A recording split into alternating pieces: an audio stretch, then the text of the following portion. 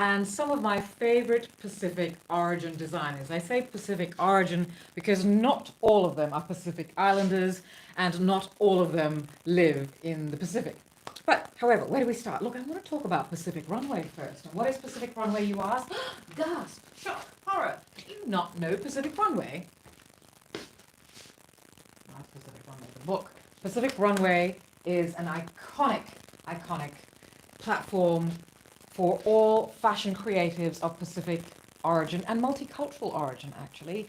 Created, founded, and organized and put together by the wonderful Janique Sayuli. The first show was in 2012. The last one was in 2022, and it went out at the top. Janique pulled the plug on Pacific Runway when it was right at the top, and that's when you know that something, is about other things other than just one's ego. But we'll get into that later. So Janique is a wonderful friend, and I had the honor of being the media spokesperson and lead photographer for Pacific Runway from 2016 till 2022. And I wear that with so much honor, so much humility and pride, because I got to talk about one of my loves, and that is the fashion industry in the Pacific region, and especially Fiji and Papua New Guinea. I was introduced to the Papua New Guinean fashion industry in 2016 when I was the publicist for a wonderful magazine called Stella, started by Papua New Guinean woman Amanda Donaghy, who is also Australian. We'll get into that later. I want to continue talking about Pacific Runway. And look, I'm a little bit all like flustered right now, and I very rarely get flustered. It's just I have a lot of information, and I also have a lot of observations and perhaps some critique, and I don't really want to get critical about any of this because, look, the fashion industry in the Pacific hasn't got the attention it should. We're sitting on absolute excellence. Australia especially is really sleeping on the brilliance that is in the Pacific. They go there to be inspired or for holidays and assume that anything fashionable has just got to do with sarongs and whichever flower we're wearing in our hair that day. How? Yeah, okay. So, Pacific Runway. Pacific Runway was held in Sydney, and it started off at in Campbelltown at the Casula Powerhouse around there, and then moved to Carriageworks in 2015. That was a huge deal. For those of you who know such things, Carriageworks is currently the home of Australian Fashion Week.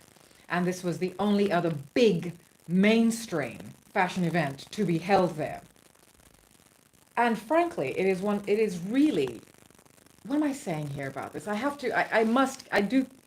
I confess to my bias? Do I say that I am biased towards it because I saw the excellence firsthand? I saw what people did and sacrificed to get seen, to get their artistry seen, their excellence, their skills, what it takes for a person anyway in the fashion industry, that regardless of how many billions it contributes to the world's economy and also the landfill, sadly, it's also then seen as something not quite serious, particularly in multicultural countries. It is still a struggle to convince the older generations that fashion is one of the most important ways we communicate. It is a language, and I say this a lot. It is a language. Fashion is a language. Clothing, our words, and style is the way you talk. Speaking of how I'm talking today, this is also a Pacific origin designer.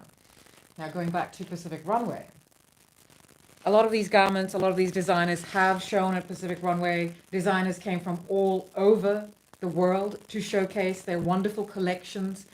Sometimes they didn't quite live up to the platform, which was a platform marrying cultural and contemporary. And that is what Pacific origin designers do extremely well, better than most designers around the world, perhaps except barring India. Indian designers also do this wonderful fusion of contemporary silhouettes especially, and even traditional silhouettes done in very modern ways.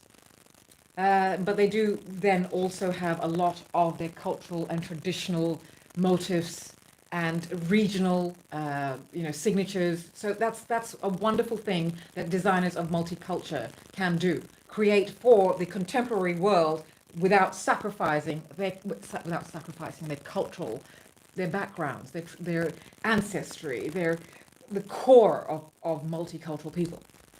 So Pacific Runway was absolutely the commercial platform for cultural excellence, and it just became it's an icon for Pacific people and for multicultural people, and really it should be for Australia. It's not as celebrated as it should have been. It did make it to Vogue, yes, and it did make it to be in everyone's calendar as some place to go and just dabble in multiculturalism. Sometimes it was about tokenism and optics. I do recall having to ask the author of an article about Pacific Runway to please correct some mistakes she had made in the writing of it, especially in reference to First Nation designers. And I should say this, that Janique has invited designers of First Nations origin to open the shows since 2015. And this is way, way before the white stream or the Eurostream fashion industry. I'm not going to say mainstream, because can any country actually say mainstream anymore without understanding that the mainstreaming is made up of multiculturalism and population representation?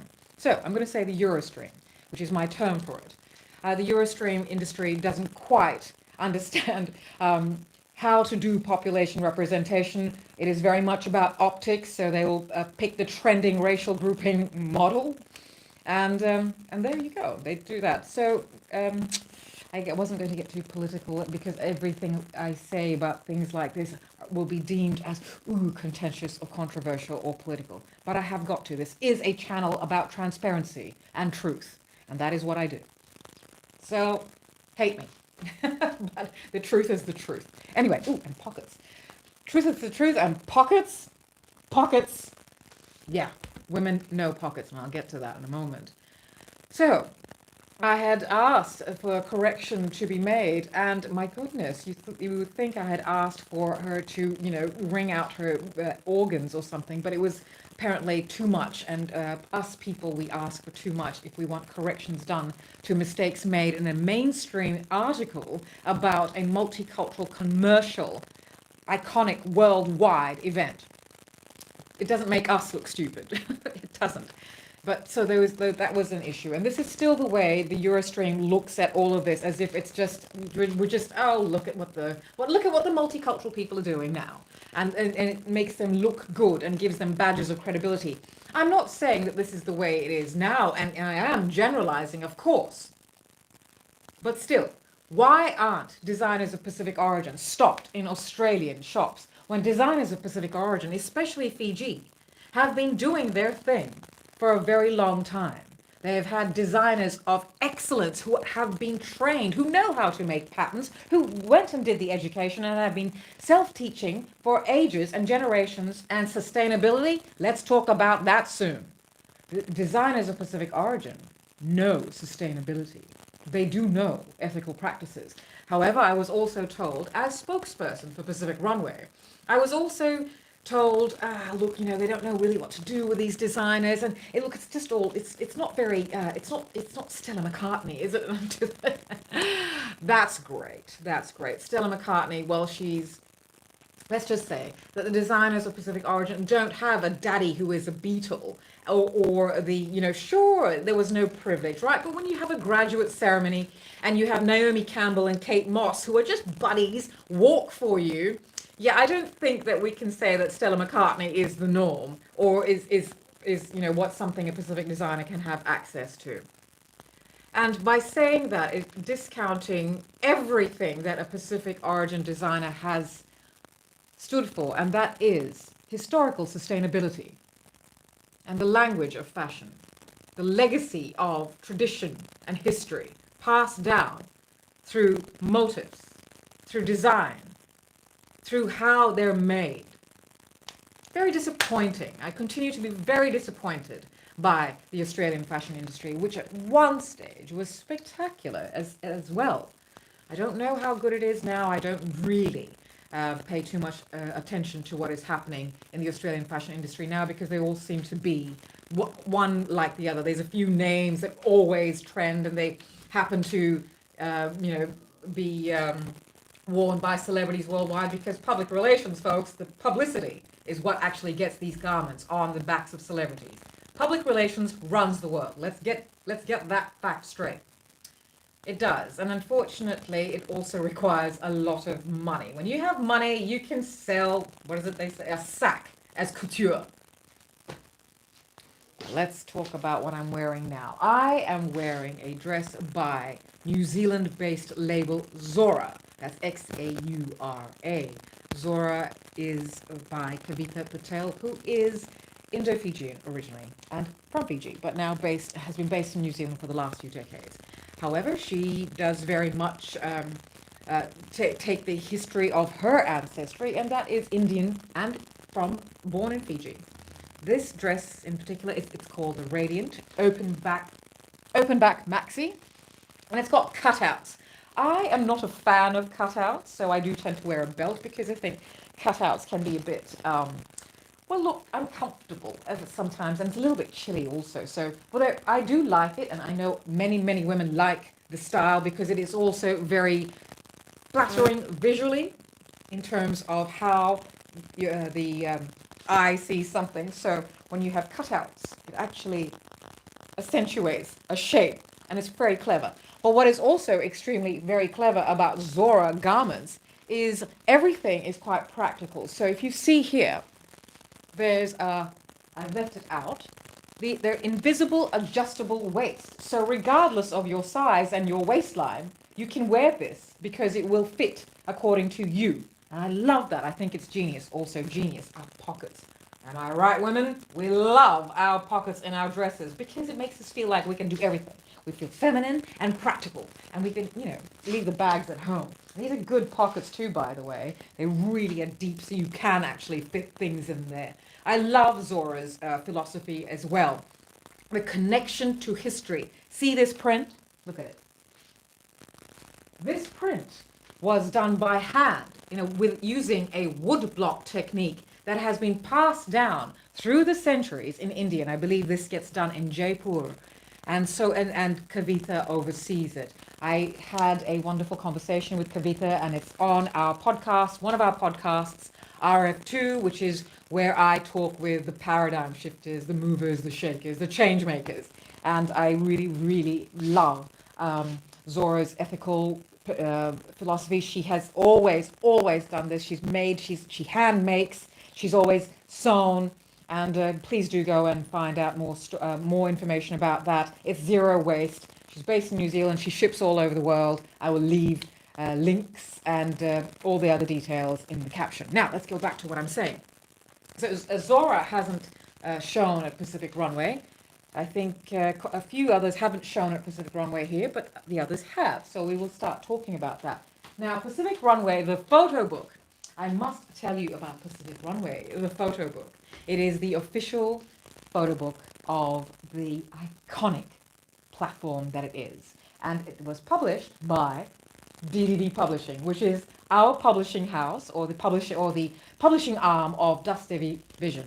And Dwayne and I put this together. It was our first book to be published, and it's a great honor. Now, it's not quite because I photographed all the photographs in there. Well, majority, about 4 pages of them are not mine, because we had a lot of other photographers in the media pit, and I wanted to showcase their excellence as well. All multicultural photographers, but majority and all the show photographs are mine because I was the lead show photographer. And just because of that doesn't mean that then equates to me also being the publisher. That just happened to be my good luck, being the publisher of this book. And Dwayne put it all together. And what we are doing right now is trying to get these books. And I say trying because I thought it would have been a very easy thing to do. But I am not quite sure why it isn't. We've had some wonderful people do this. And I'm saying, do it by saying this. I mean, paying it forward.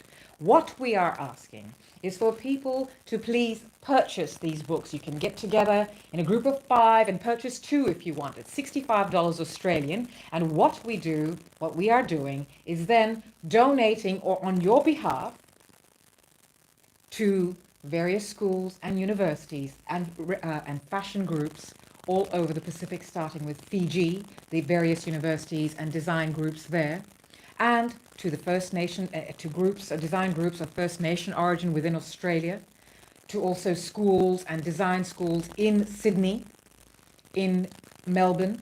We would like to get that there. We can't quite afford to do it by ourselves. Transparency, right? I would love to, but we didn't get paid for this. Janique didn't get paid for it. We did this. We were very honored and very grateful for Powerhouse Museum to sponsor the printing of it. The book was printed in Sydney by a family-run Pacific origin family printer. So it's all quite Pacific, and it's very much a showcase of Pacific excellence. What we also have is the DDV Publishing signature, because in this book, regardless of how long you have this, for 10 years, for 5 years, 10 years, 15, 20, 50 years from now, hopefully your descendants have this book, or the libraries in different countries have this book. Throughout the book are peppered unique DDV Publishing signatures, which ensure that generations to come, there will be ongoing content in this book, refreshing and ongoing. Right now, we have put it on a bit of a hiatus because we are changing some things and, of course, uploading more and more. Through this book, we will be giving workshops to students and people who want to know more, to fashion connoisseurs, to young people who want a spark ignited, and that's what Janique said. That's what motivated her. Follow that spark. So we are trying to ignite that in young people who right now, in this world that we're living in, don't see any spark of hope anywhere for anyone. So we're trying to do our bit in that little way. As I said, we'd love to have donated it, but we can't quite afford to. So we are looking for your help. We have started a crowdfunding account, which we will also share with you. And if you get together with your friends, and please, even if you don't want it for yourself, because we have got 100 put aside for this particular purpose. And if we can, we'd like to do a second run, a second print edition, to send these out to young people and anyone interested in fashion and wanting to see a representation of themselves. That whole, you got to be what you can't see, or you got to see what you want to be, right? Well, this book absolutely showcases all of that. And I will show you, I will also leave in the caption various links to where you can see more about the book and see what's inside it and what it's about. We will be delivering education through these books, inspiration through these books, representation through these books. So, with your help, we can make that happen. Let me now continue with what I am going to show you. Oh, I'm so excited. I hope I don't forget facts. So we'll start off with, should we start off with Fiji? Look, why not? Because that's really all I've got here, Fiji and Papua New Guinea, and one Samoan designer. But everyone is is of mixed racial background, so I guess you could be from all over the place. But predominantly Fiji designers, Papua New Guinean designers, and one Samoan designer who is based in Australia. So the first designer I will show you is Hupfield Herder. Now, this dress, and I will show you the photographs, and I will, if this was a produced show, I guess we would have done where I'm now, you know, dressing up in different outfits, and if in the future we'll be doing other things, but I do love a live. I do, that gets me all like, okay woman, prove yourself. Where's all this information? Imagine what I could do if I actually prepared a script. Actually, I would freeze. I'm not an actor, and I don't need a script. I have a script in my head, and I have the syntax, and I have the paragraphs, and I know what I'm going to say. And then I say it. So this dress is by Hupfield Herder. I have worn this all over. I've worn this in Turkey. I've worn this, I've worn this in Sydney. I love, love, love this dress. This is also a dress I wore on the runway in 2019 at the very short-lived, but for its time, for the first show, in 2018, the Fijian Fashion Festival was excellent. 2019, not so much. However, that's not the designer's fault. And the designers still showcased their collections of that year. So this is from 2019. And Dwayne and I did a wonderful shoot with all the garments. Absolutely love this. I wore this on the runway, and it was actually a mermaid dress, because that is Hupfield Herder, one of his signatures, and a lot of Fiji designers do this, and I think that they do like to copy each other. But I will say this, that Hupfield Herder is not a copier. He is one of the originals, and he and I go way back. We weren't just school colleagues, and he was younger than me, but we all elevated together back in the 90s when I produced the first major collective show for Fiji on behalf of Project 91. And I will be talking about this soon. Anyway, so Hupfield is one of the veterans of the Fijian fashion industry. His, look, you know, it's amazing. And unfortunately, they're all a bit limited by their customer base. They don't go as, they don't expand as much anymore, because who is buying it? And it's all okay to, you know, make fancy things for the runway, but as worldwide designers will tell you, it doesn't equate to sales. The sales come from lipsticks and perfumes, because very few people can afford to actually buy the couture, and very few labels are haute couture. But I am talking now about couture of the Pacific region, and to me, a lot of these labels are also as reverential, in high esteem, whatever. If you wear Gucci proudly, if you wear whatever, Hermes or Balenciaga or anything you want to wear, also understand that this is how I view designers of Pacific origin. And they mean more to me than a European label. So anyway, I'm not very much for the mermaid frill. A lot of them like to have that mermaid frill, and it's lovely for a special occasion. But I do love to wear garments all the time. So I took it off. I took the mermaid frill off, and it's just a beautiful form-fitting dress that I have adored and worn everywhere. I will also show you this. Now, this is an ensemble from 2022, which Hupfield launched at the main fashion platform in Fiji. So this skirt, I understand, is from offcuts, because sustainability.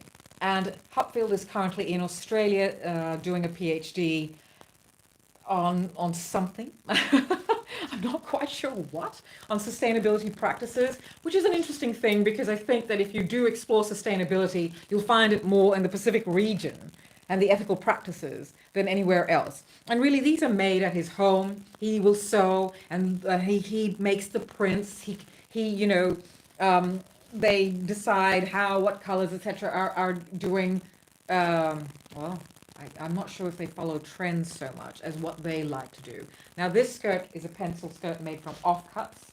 And this top, this peplum top that it was paired with on the runway, I, again, don't really like the peplums. I don't think they quite understand what they do need to be taught is how to actually dress and cut and design for a woman. I will say this, and I'm sorry if this is contentious, but this is the truth. Only women really know how to design for women. Cis men design for the woman they want. Gay men design for the women that they want to be. No, I don't think so. Gay men are not like that. They don't want to be women. But I have found, especially in Fiji, the designers who happen to be gay men don't quite know how to design for a woman's body. I'm sorry, my friends. I'm not affiliated with any of these designers. But designing for women, and I know that a lot of designers actually design for the fuller figure. They like to say plus sized in Fiji, and I think, well, let's get off that term. What is minus size? What is average size? I don't like the term plus size. Not many women do. But the fuller figure, the Rubenesque figure, well, that in Fiji especially, I guess those people have the money to purchase the products. And so then they get designed for. However, I don't feel that you need to put a woman in a sack or something that completely covers her in order for her to look good. There are lots and lots of ways to accentuate a woman of any shape and size. And that is the mark of a true designer, in being able to make a garment and create a print that will look good on any woman, regardless of her size. That is the mark of a designer. Having said that, Hupfield Herder is one of my favorite designers, and he is most excellent. I love, love, love his patterns. This one in particular is it was very ahead of its time. It's got Hupfield's initials and his signature, which is it's a pair of high heels, I don't know, somewhere. I love this, and I have worn this on television, and yeah, stuff. I really love this ensemble. So that's Hupfield. As I said, one of the veterans of Fiji, really should have been stocked in Australian and New Zealand, at least New Zealand and Australian boutiques, since, I'm going to say, the 90s. Very, very good. He really should have been. But hopefully, who knows in the future what happens. Again, all ethically made, all made at home, sustainable. But you know, we berate designers who waste things, but they make this. They make this at home. They utilize their family. They teach, and train young people themselves. And Hupfield is also a lecturer in design and creativity or creative arts in Fiji. But as I said, he is currently doing a PhD in Australia. And please don't take offense at what I have said about the way men design. But women know how we want to look, and we don't want to look like we're hiding ourselves. We want to enhance ourselves. And there are ways to do it without having to hide ourselves. And just huge, prints and kaftans are not the way. And that's what's become, it's become the norm, sadly, in Fiji, that designers now have to resort to just patterns on kaftans rather than silhouettes that showcase their excellence and their creativity and their skill set. Not all. And at times, I will say this, at times they have no choice, because they will make really cool, sexy, funky ensembles like this one, which I love. I'll get to the designer soon. And I guess no one buys it. I end up being the one who gets it. Nobody else wants it. This is by designer Samson Lee. And this was from his 2018 collection shown at the Fijian Fashion Festival. I absolutely loved it. It's wonderful. It's also the problem sometimes is that they don't quite have the sewing on par with their design vision. So this skirt I did need to actually modify a little because they don't quite understand. It's got wonderful stretch. It sits wonderfully on the body. You will see all of this. I have worn this all over Europe, and oh gosh, where else have I worn? Well, I've worn it everywhere. I love, love, love this ensemble. It's so nice and it feels lovely, and the print is beautiful. Samson Lee is renowned for he's very clever. He's very clever at marketing his label. And he knows his clientele, and he's got his signatures, and so his silhouettes don't change much. They're usually the same old. But his patterns and his use of colors and his storytelling and being able to create a cohesive collection, that is a capsule collection, because all his pieces can be interchanged. But I think he's gone away from that just to focus on, just shirt dresses, and really it's all about the print. Again, sadly, it's mostly the designers are bound by their consumer base, their customers. What the customer wants dictates what the designer creates, which is sad, because designers and anyone in the creative sector of life, we're there to actually show what should be the norm, not be dictated to by what is the norm. And by the way, here's a PSA for you. I don't think creatives should listen to non-creatives about what to do in terms of advice. Understand this about advice. People who give advice are usually giving advice based on what they would do. And if you are a creative getting advice from a non-creative, understand this. They do not quite understand how a creative needs to work, and that is to not stay in one's lane. Janique Sayuli was told to stay in her lane. Luckily, she didn't, because if she did, we wouldn't have such an iconic representation of multiculturalism. Don't stay in your lane. Staying in our lanes have created this world of such segregation. Anyway, but we're keeping it light, right? We're talking about fashion. Samson Lee, again, I could say that I do enjoy Samson's designs very much. I can say that because I do. I have a lot of Samson Lee pieces. Some are gifts, some I've bought. These are things I've had for ages, so I'm not, as I said, I'm not affiliated with anyone. But I'm a huge fan of all of these designers, and Samson Lee I will wear all the time. I have worn Samson's garments all over the world, and he makes these wonderful, just practical things like this wrap skirt, and it's got pockets, and it's actually lined, which I don't personally like, but I think is brilliant for women who get a little bit self-conscious about what, I guess what they're wearing underneath the skirt. But it's not see-through. And it's a wonderful, wonderful skirt. I've worn this all over Asia as well. And people have stopped me and said, where did you get that skirt? And I'm like, Fiji. It's a Samson Lee design. Samson is one of the most successful designers in these times, in the last 2 decades, and very well deserved. He's got a gorgeous boutique in Suva. He had a bridal boutique too. Unfortunately, the pandemic really, really destroyed a lot of things for everybody. And imagine what it did for people in places like Fiji who are just trying to get ahead with the skill set that they were born with, and that they do everything they can to encourage growth for them. It's easy for me to say that these designers should not be scared of telling the society, of not telling the society, of educating the society. This is what you should be wearing.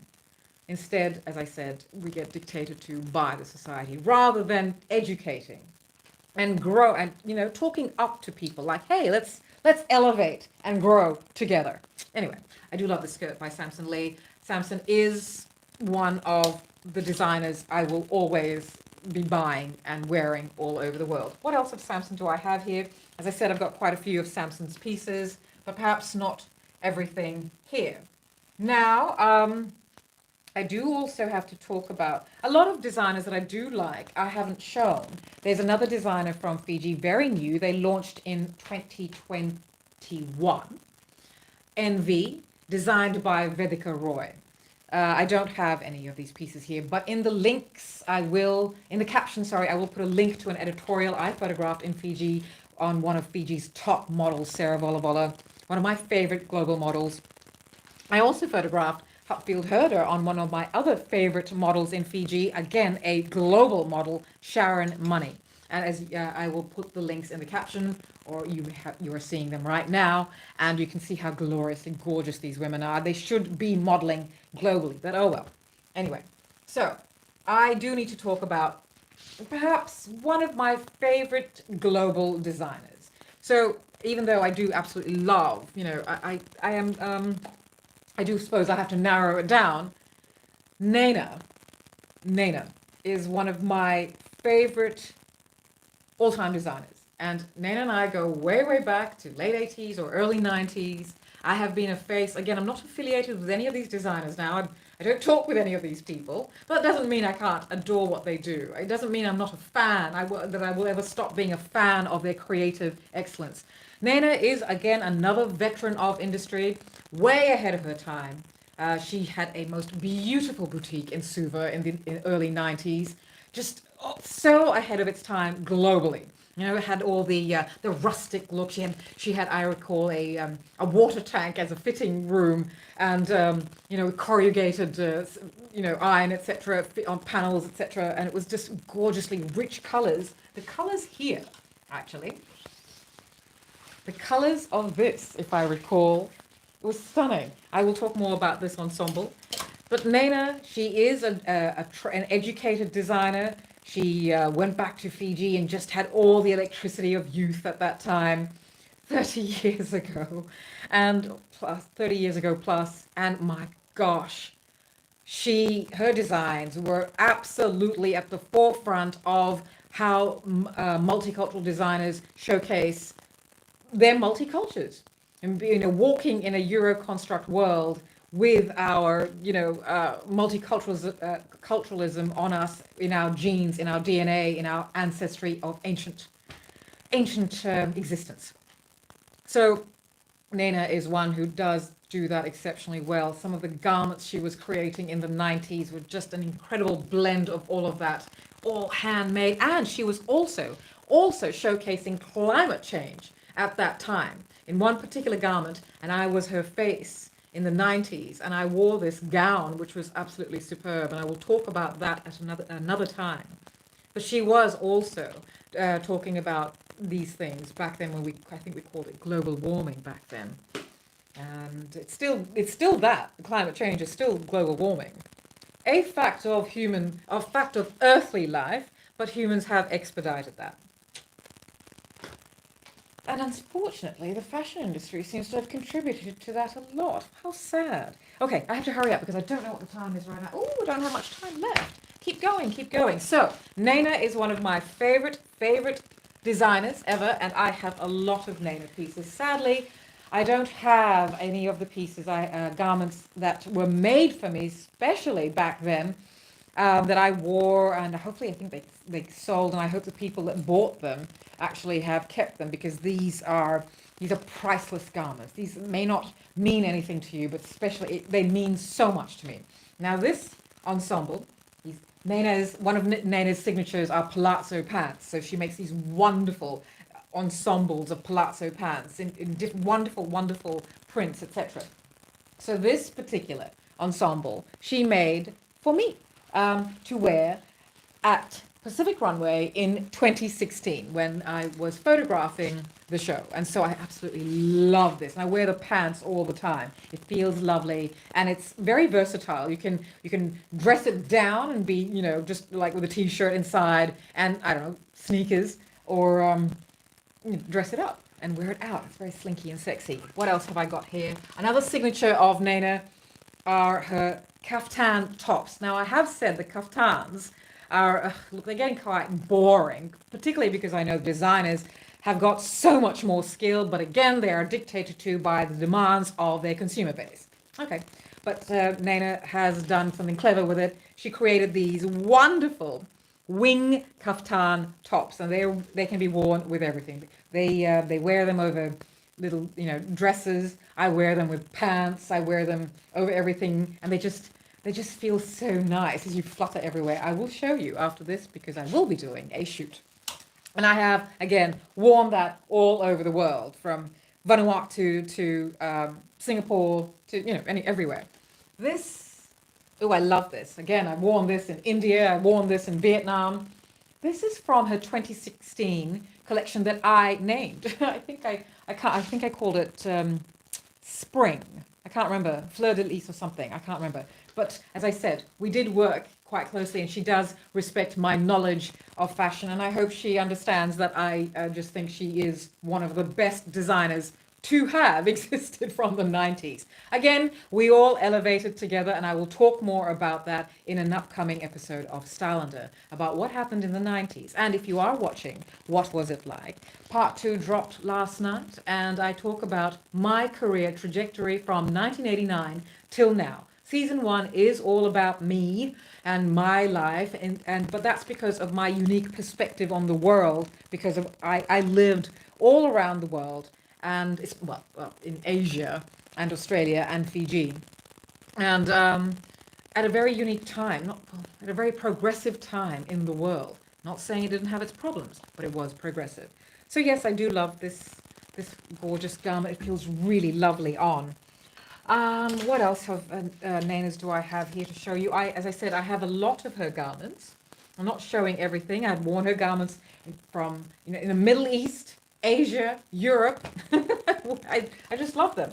I love Fijian designers. I love Papua New Guinean designers. And I will wear Pacific designers all over the world with absolute pride. Look at what we can do. People who get discounted and relegated to just being the hospitality industry of weary, I don't know, weary mums and dads. Nothing, I'm sorry. I'm sorry that it sounds quite sarcastic, but what the hell, I'm a bitch. So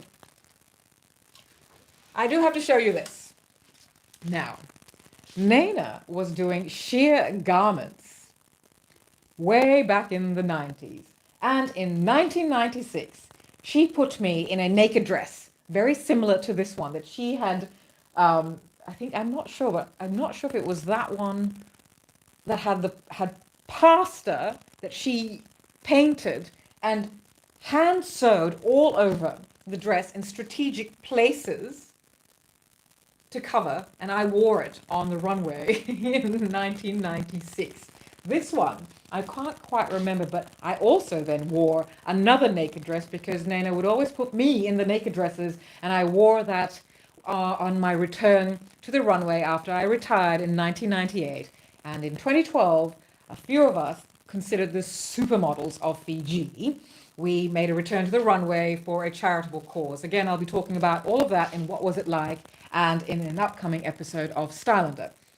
But this one, I can't quite remember if this is the one that was made for me to wear on the runway in 2012, but I did photograph this on another one of Fiji's top models, another favorite of mine, Para Narayan, who is just another one who really should be, anyway, modeling in the world.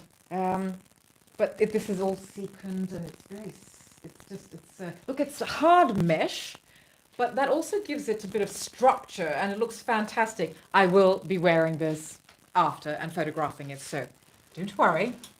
Now, who else do I have to show you from Fiji?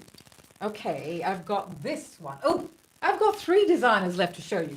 This is by one of Fiji's top and certainly deservedly so top designers, Azar, by Zulfikar Ali. Azar is, I think, his middle name, or actually his initials. But Azar is most known for his curated collections of Indian wear that are absolutely spectacular. I am also a face for his on runway. He asks me to walk for him, to close for him, because I have the flair necessary for some of his garments that need to be shown with flair. Not all of his garments are actually, they don't need to, they just need to be worn, and they're spectacular. But of course, it does depend on who's wearing the garment and the confidence you have to be wearing such an incredibly well curated garment, because the Indian wear collections of his, and he has his own boutiques, which are quite huge, and he has his loyal client base, and he really knows what he's doing. So he travels to India every year, and he, curates the ensembles of Indian wear. He doesn't design them necessarily, but he knows how to put things together, like sequins and the type of skirt and the colors. And so he curates the collections. He may not design them, but he knows what he's doing when he puts them together. I had a conversation with him, and I have also done many, many editorials for Zulfikar. He is a friend. But I would not be talking about this in such a way, even about a friend, if I didn't think that they were worthy, or who am I to say they're worthy, right? But as in deserving of the status I put them on. Now, what most people don't remember nor understand about Azar, about Zulfikar, is that he actually is a designer, or not understand, sorry, or have forgotten. He did have a collection he showcased at one of the on one year on one of the leading platforms that were designs of his own, and this is one of his own. Now, of course, I think we did laugh about it that only I would wear it. I will show this afterwards, but it is so fabulous. I don't like using the term avant-garde just willy-nilly, but this is very much, and Azar's designs of his own design are very much avant-garde, and this one is quite spectacular, and I love it. I did a wonderful shoot. Dwayne and I did a wonderful shoot when we were in Fiji in 2022, living there for a few months, and we just, yeah. So this is the, I don't have a lot of Azar pieces. I have jewelry, but I don't, because he also has jewelry. His boutiques are stunning. He used to be with one of the major department stores, but he has now gone off on his own. And yes, absolutely. And he showcased at Fiji Runway in 2023 in California. How stunning, how stunning. Again, I will put links in the caption so you know what to see. But I do love this dress, and I'll show you. I will put a link to how it looks on me. I love it. It's just a wonderful, wonderful, it's got dhoti elements. This is what I'm saying, this marriage of a modern, an unusual silhouette, but it's got elements of ancestry. It's wonderful. Okay, now I need to talk about Isaiah Conrote. Oh my goodness. Isaiah is a wonderful, wonderful friend. Again, this is not bias. I don't talk with bias. I know what I'm talking about when I say these people are super skilled and should have been given the opportunities to stock worldwide, to be able to create and sustain and then pay it forward. Wow. Instead, Fiji is still seen, not really so much because, oh, wow, the minimum wage must have gone up to what, $2 Fijian for the average factory worker making all these clothes. At one stage, Fiji was a manufacturing hub for a lot of big name Australian designers, Scanlon and Theodore, Howard Showers, a couple of others. But because it is now considered too expensive to get manufactured there, not many big names get manufactured there anymore. We really should be investing in our own industries. However, there is also problems within, but we won't talk about that right now. Isaiah, gosh, I love Isaiah's garments. Isaiah is, I don't know how to, he is, I don't want to do Isaiah a disservice by comparing him to, say, a European designer. So then I won't. But his garments are just wonderful, and they're not structured in a way that it is rigid on the body. This garment I didn't wear, but something I closed his show in 2018 in Fiji on another fashion platform that isn't actually a fashion platform. It's a charity event that uses fashion as its draw card. And I am also a face of Isaiah. Very honored to be associated with all of these designers. Very honored to be associated with all of these designers. I'm very lucky. I'm very fortunate. I will never, ever, ever take any of this for granted. What excellence. And I wear their garments with pride. Anyway, Isaiah, I wore this particular dress in 2019 at Pacific Runway, and everyone was like, oh, gasp, where'd you get that? It's completely backless, and as you walk, the slits, come through, but you can't see it because he's got this wonderful underskirts, and then it all just, swirls around you. It is just absolutely marvelous, and I have worn this in the desert in Jordan at Wadi Rum. Oh my goodness, stunning. I love Isaiah Conrote's garments. He really should be given the chance. All of them. Isaiah Conrote, Hupfield Herder, Samson Lee, Nana. They should be stocked worldwide. But that's Isaiah and Azar, of course. So, this last designer is, this was a pair of men's pants, I think, showcased at the 2019 Fijian Fashion Festival, and I bought it because I do find this designer very clever and one of the cleverest designers and skilled with natural talent. But unfortunately, we won't talk about that. Just know that this is one of my favorite pair of pants and one of my favorite Fiji designer items. I love this. This was made for a guy. I had to buy it for myself. So now we're going to move on to Papua New Guinea. Actually, before we move on to Papua New Guinea, I need to showcase the lone Samoan designer I have, which is a shame because I love Samoan designers. They're very, very good as well. Look, it's not got to do with one's background, one's racial grouping, or how they identify. They are all exceptionally skilled at what they do, and they're all so clever at using their cultural motifs to create really, abstract patterns that graphic, patterns that are just very modern and also very classic. I love this dress. I absolutely love this dress. This was showcased at memory. Maybe the 2018 Pacific Runway. I didn't wear that, but this is from that collection from that on, and it's so lovely. And this is by Priscilla Ale. Oh, Priscilla Ale, my apologies. I still have not figured that one out, but it's ALE.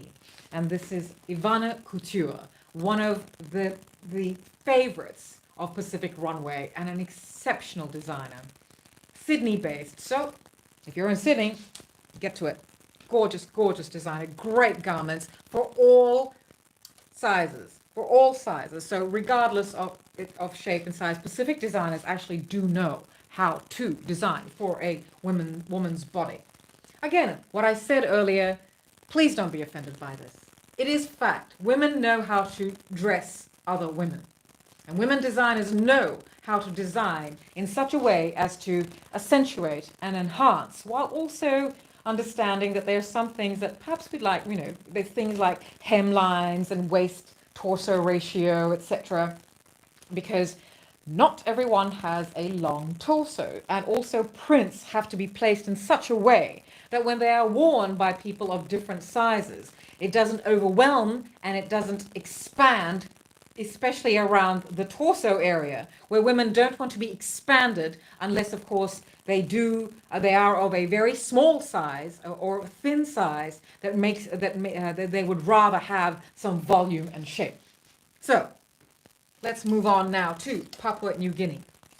Now, Papua New Guinea to me was an absolute revelation. I got to see Papua New Guinean artistry and design in 2016 when I was the publicist and show photographer for Stella Runway, a wonderful, wonderful initiative of Amanda Donaghy, who was the publisher of Stella, the now defunct Stella magazine, a brilliant magazine respected and loved throughout the Pacific region.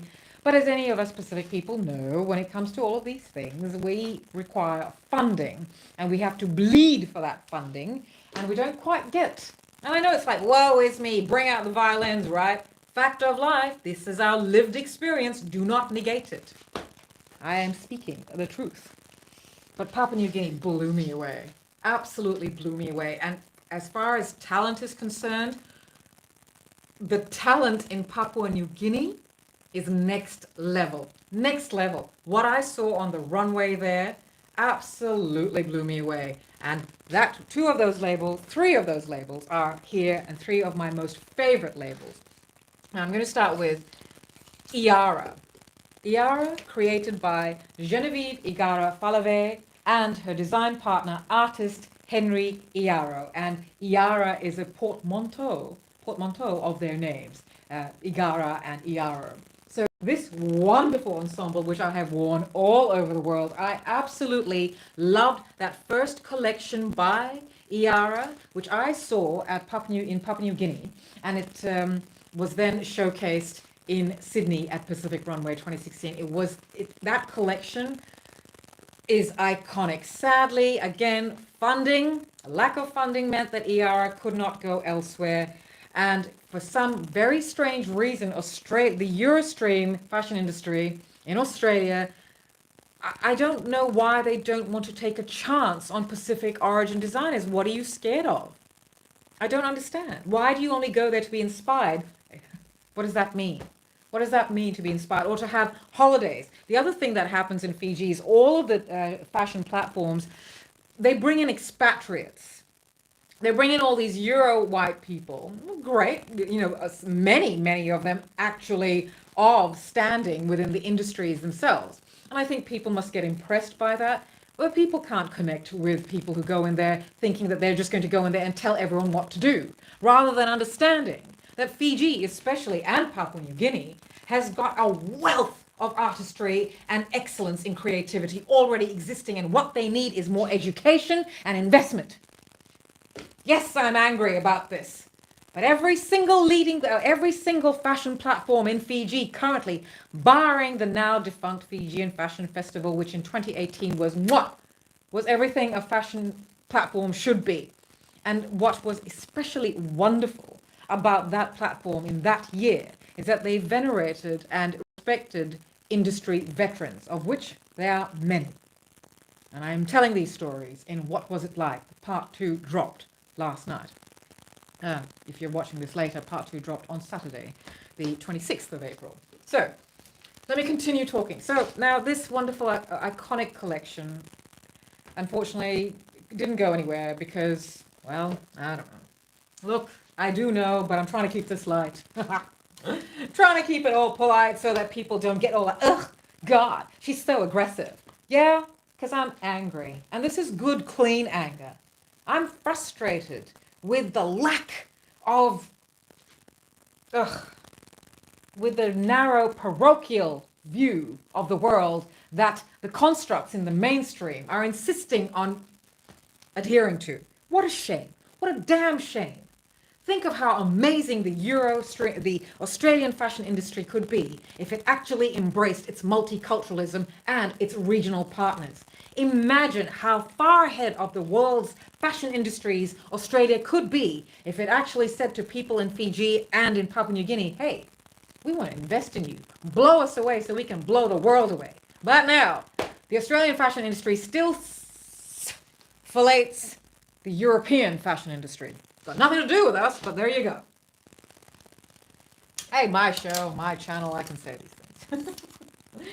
Now, the other designer I want to showcase is, look, Lumai by Drew Douglas. Drew, what can I say to you about Drew? And again, in the caption later, I will put in the links for you to see an editorial and to read stories. And this is all going to be, or links are from our magazine, the magazine for the lives of our days, and it's Stylander. And I've got a lot of editorials there where you can see all of these garments in action. Drew Douglas is based in New Zealand, and he is originally from Rabaul.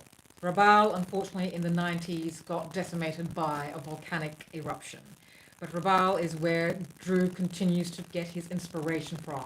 I first saw him in 2016 at the Stellar Runway, where he was debuting where he was showcasing his graduate collection. Drew is a New Zealander. He got educated in New Zealand and has interned with quite a few top name New Zealand designers. Now, in 2017, he showed his first collection, Kolos, I think, and this is from that collection, I believe. This one. Now, Drew doesn't, he does actually do quite slinky, very subtle, very classical lines, very clean silhouettes. He's not fussy. He doesn't do a lot of prints. It's all very, very, very subtle. And what you don't realize unless you are of a Pacific region, Pacific country, or of the region or of multicultural background, that Drew incorporates many, many cultural motifs, especially of the Rabaul Tolai region, Tolai people, like Duk Duk. Now, the Duk Duk is a secret society. Men's secret society. I think this is quite, subverting it all by putting on this wonderful dress. That all these dresses are based on dresses worn by Drew's mother and aunts.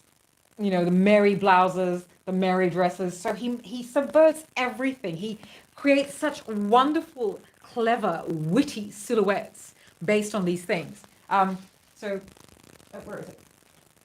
The Duk Duk.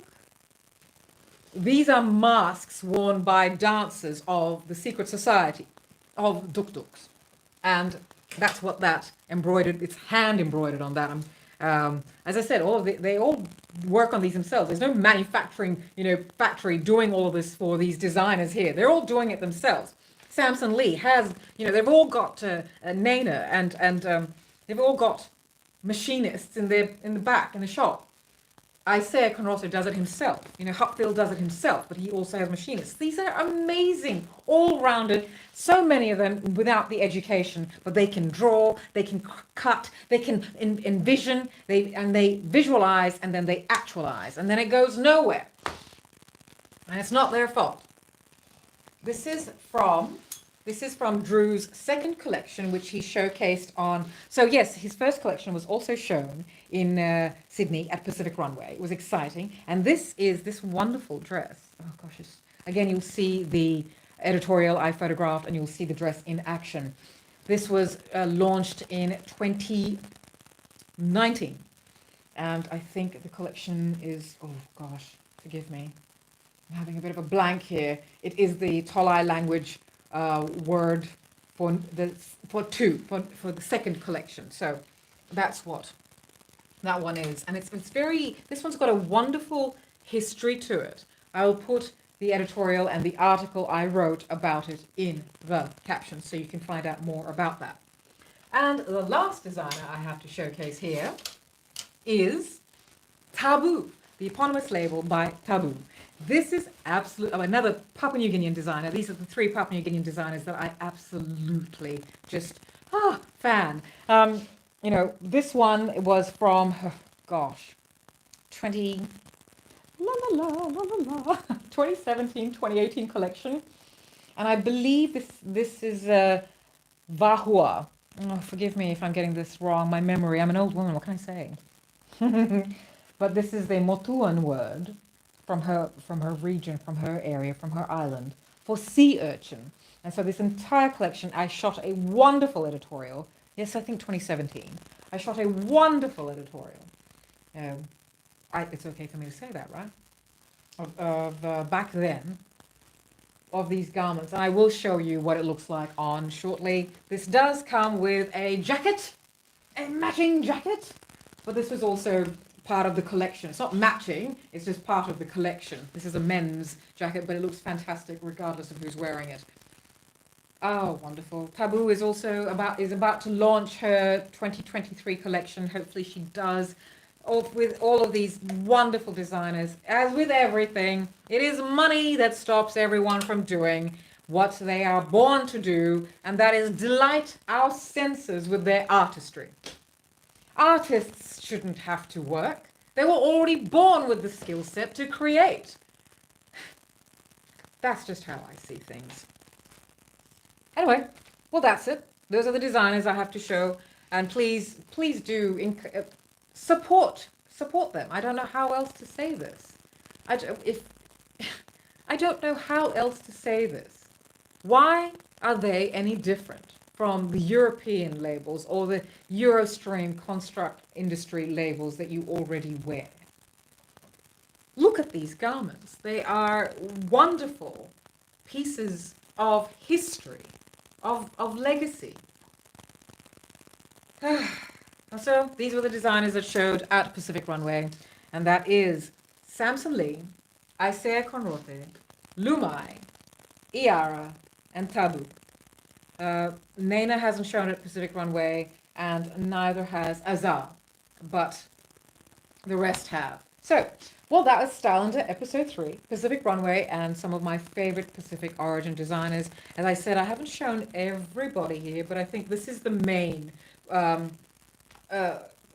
group of designers of Pacific origin I would recommend to anybody. Samson Lee, I think he does sell online. He does have a website, and so you can purchase online or through, again, with all of them, mostly purchase through their social media platforms. So I'll put their names there and go for it, go find them. I'll put their links there as well, and support them. Just why? Look, I don't know. For whatever reason you have to want to support artistic endeavor globally, find your reason. If you want to do it for optics, fine, so be it, as long as they benefit.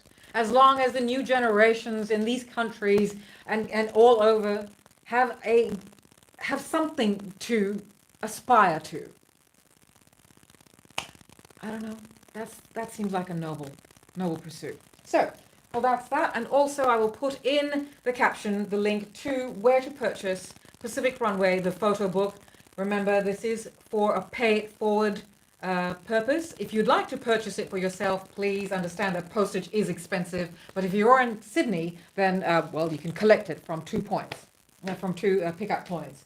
But if you do want it posted to you, postage is extremely expensive.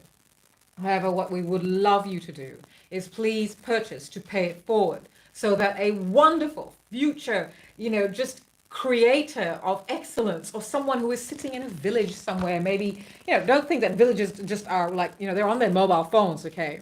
Just because I've said village doesn't mean that they don't know what the 21st century is like, or what year it is, and what's going on in the world. But maybe they would like to have something that shows them, hey, they too can be what they see. And right now, there's not enough of that. There's not enough of what we can be. And so you could help that. You could make that happen. Do it for whatever reason you want, but do it for us, for humanity. Do it for our one species that we are. Or don't. Your choice. But I would love you to please help us pay it forward so that the people of Fiji and Papua New Guinea, people of First Nations origin, people in other countries like Samoa and Tonga, and also because we had at Pacific Runway huge Maori representation, we would love to get these books into the hands of people who can't necessarily afford to, and who also would just like something to hold on to give them hope. And you could be the person doing that. How is that going to make you feel? To give someone else hope. I'm counting on that, making you feel really warm. I want to spark this in you. Thanks for being here today. See you next Sunday at 2 o'clock Australian Eastern Standard Time for Starlander episode 4. We'll let you know what it is throughout the week, but it will be showcasing a little bit more of what my history in fashion is, in particular in Fiji in the 90s. But I am talking about this also in What Was It Like, which drops on Saturdays at 5 p.m. Australian Eastern Standard Time. Thanks for being here. Bye.